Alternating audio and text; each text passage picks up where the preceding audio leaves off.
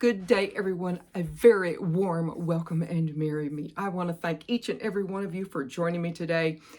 A very quick video of my planted window boxes. I will absolutely do the magical correspondence for what I chose. And there you go. So without further ado, let's head outside to my window boxes. And I am outside the craft room, office room window, and I think you can just vaguely see a kitty tower, but yeah, of course. But hay rack, cocoa matting, and as you can see, probably, it is very thin there. I'm going to put a good layer of weed mat, and then I'm going to add a few special crystals to give good vibes and add extra moisture.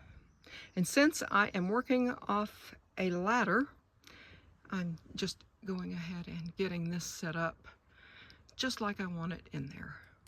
Now this is the window box over by the office craft room. And what I have here are super bells, and it's called grape punch. An elderly gentleman at the garden center said, yeah, my wife loves these. They do really well, so I'm giving them a shot. And who doesn't like a purple flower? And right next door, we have a snapdragon, yellow. Who doesn't like a yellow flower? And a spiked dracaena. And this petunia is a Supertunia Vista, and it's called fuchsia. There we go. Now I have over here a Super Bells Grape Punch petunia. Now Supertunias, they represent, this one and this one over here, represent lasting energy, which I definitely need. And they give you, or spell work in your energy, to make your spell maybe happen a little bit faster or stronger. But the one thing about Supertunias that I like to use in my spell work is consistency. They will give you consistent results in your spell work. I have a spiked dracaena right here, and a dracaena, it relates with prosperity, bringing in positive energy into your space. So at every window here we have a spiked dracaena.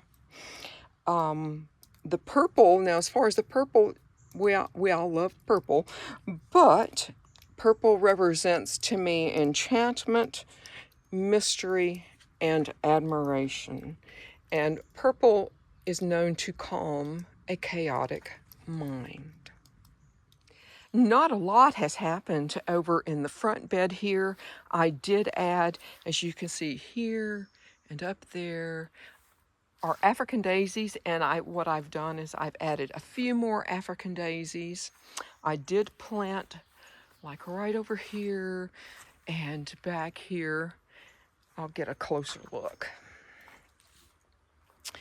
It's a ground cover, and it's not very often I see really true blue flowers in the garden. So if I can see blue flowers and if I can incorporate, then I 100% will.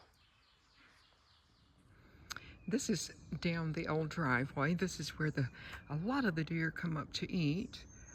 But this is a native azalea. It blooms every year, orange, and I think there are a couple more on the property. Well, it is a good thing that I did not plant these out in the garden yet, because I think we're gonna maybe freeze in the next couple of days, but just wanted to show you what's happening. I've still got some tomatoes and peppers and cucumbers and zucchinis and cardinal climbers and more green peppers, poblanos, different things. And then I've got cucumbers, tomatoes, peppers, the normal stuff. And this is some Nigel, I'm hoping. I've got my fingers crossed. And the marigolds, of course, are for the garden, and maybe one in here. And the geranium is for the front porch. And you know, is a way of supplementing hummingbirds. And here is where I keep all my information. Now my larger station is, you know, above the garden, but this is for like, the first one is the greenhouse. The second one is inside Carl's condo. And this is up under the house.